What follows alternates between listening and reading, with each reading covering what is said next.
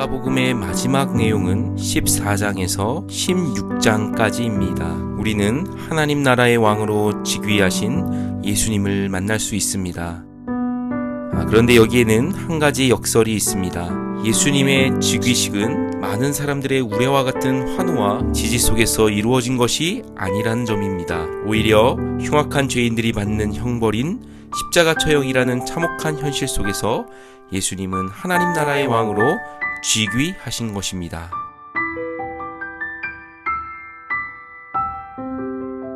마가복음 14장 전체는 예수님의 십자가 대관식이 어떤 과정을 거쳐서 준비가 되었는지를 살펴볼 수 있습니다. 먼저 종교 지도자들에 의해 체포를 당하고 정죄를 받으신 장면입니다. 사실 예수님을 체포한 것은 불법이나 다름없었습니다. 왜냐하면 예수님에게 어떤 죄가 있는지 규명하기도 전에 이미 예수님을 사형에 처할 자로 확정짓고 체포한 것이었기 때문입니다. 그렇다면 예수님을 체포한 명분은 무엇이었을까요? 바로 예수님이 자신을 메시아라고 선언한 것을 두고 하나님을 모독한다는 명목으로 정죄를 했습니다.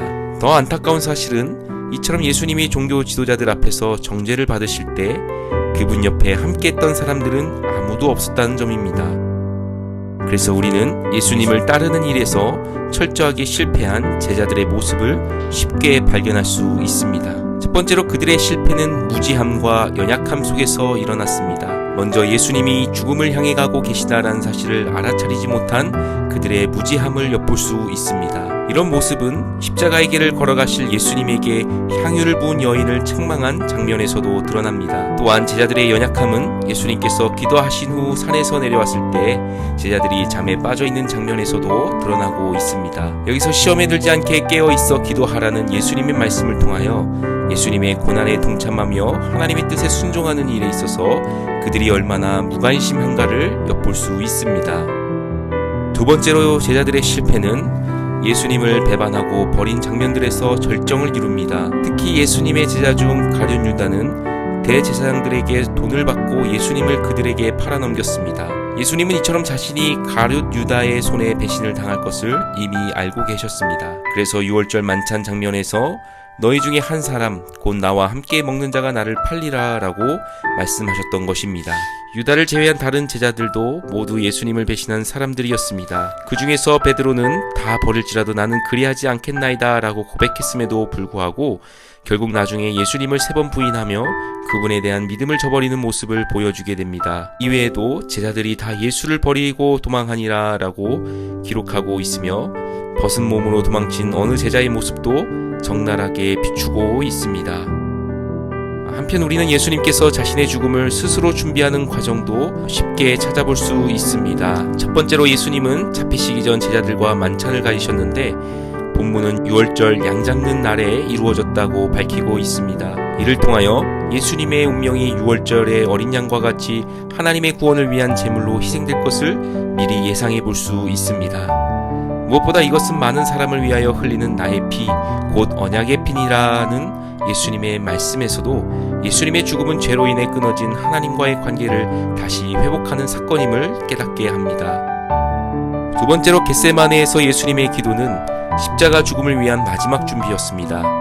예수님께서는 이 잔을 내게서 옮기시옵소서, 그러나 나의 원대로 마시옵고 아버지의 원대로 하옵소서라고 기도하셨습니다. 이 기도는 자신의 죽음이 하나님이 정하신 때와 방식대로 이루어지기를 바라며 전적으로 하나님께 의탁하는 예수님의 심정이 담겨져 있습니다.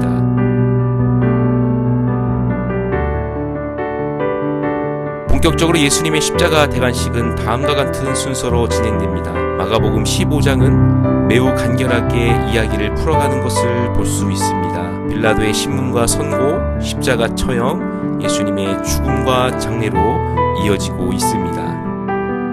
첫 번째 장면은 예수님이 종교 지도자들에 의해 로마 총독 빌라도에게 넘겨지는 것으로 시작합니다. 여기서 억울하게 종교 지도자들에게 고발을 당한 예수님은 침묵하실 뿐입니다. 결국 많은 무리들의 요구를 만족시키기 위한 빌라도의 정치적 계산 속에서 예수님에게 십자가 처형이 선고되는 것을 볼 수 있습니다. 두 번째 장면은 참혹하게 십자가에 못 박히신 예수님을 보여주고 있습니다. 그 속에는 온갖 고문과 조롱이 뒤섞여 있으며 치욕스럽고 고통스러운 장면들이 연출되고 있습니다. 여기서 우리는 예수님의 고난은 상상할 수 없을 정도의 수치와 폭력이 난무한 상황 속에서 이루어졌다라는 사실을 기억해야 합니다. 무엇보다 이러한 예수님의 고난은 이 세상을 구원하기 위한 하나님의 계획 가운데 있었음을 잊지 말아야 합니다. 그래서 특별히 우리는 이사야 53장의 예언들을 예수님의 고난과 관련하여 떠올려 볼 수 있습니다. 우리는 다 양 같아서 그릇 행하여 각기 제 길로 갔거늘 여호와께서는 우리 모두의 죄악을 그에게 담당시키셨도다. 그가 곤욕을 당하여 괴로울 때에도 그의 입을 열지 아니하였으며 마치 도수장으로 끌려가는 어린 양과 털 깎는 자 앞에서 잠잠한 양같이 그의 입을 열지 아니하였도다. 마지막 장면은 마침내 참혹한 고통 속에서 죽음을 맞이하는 예수님을 보여주고 있습니다. 특별히 십자가에서 숨을 거두시기 전 예수님의 절규가 우리 모두의 시선을 끌게 합니다. 엘리 엘리 라마 사박다니 하시니 이를 번역하면 나의 하나님 어찌하여 나를 버리셨나이까 하는 뜻이라. 이 절규는 하나님으로부터 버림받은 예수님의 고통이 서려 있습니다. 그래서 예수님에게서 십자가 죽음은 곧 하나님과의 단절을 의미하는 것이었습니다. 아마도 죽음보다 참기 힘든 더 큰 고통이었을 것입니다. 비록 예수님의 죽음이 사람들의 눈에는 비극에 불과했을지도 모릅니다. 그러나 그 안에는 또 다른 하나님의 서사가 기다리고 있습니다. 이것을 예수님이 숨을 거두시고 성소 휘장이 위로부터 아래까지 찢어진 장면이 말해주고 있습니다. 하나님을 만날 수 있는 장소인 성전은 이제 예수님으로 대체되고 성전 대신 예수님의 죽음을 통하여 하나님께로 나아갈 수 있는 길이 열렸음을 의미하고 있기 때문입니다. 또한 십자가 예수님을 바라보면서 이 사람은 진실로 하나님의 아들이었도다 라는 로마 백부장의 고백은 참혹한 십자가 죽음의 진정한 의미를 전달합니다. 곧 예수님이 비로소 하나님 나라의 왕으로 즉위한 순간이라는 것입니다. 한편 마가복음 16장은 예수님의 운명이 죽음에서 끝나지 않았다는 사실을 말해주고 있습니다. 오히려 무덤에서 부활하신 예수님은 지금도 살아계셔서 모든 믿는 자들을 통하여 하나님 나라를 완성하고 계시다는 사실을 전달하고 있습니다. 그 시작은 믿음에서 실패했던 제자들의 확실한 증언에서 알 수 있습니다. 그래서 마가복음의 마지막 구절은 이렇게 기록합니다. 제자들이 나가 두루 전파할세 주께서 함께 역사하사 그 따른 표적으로 말씀을 확실히 증언하시니라.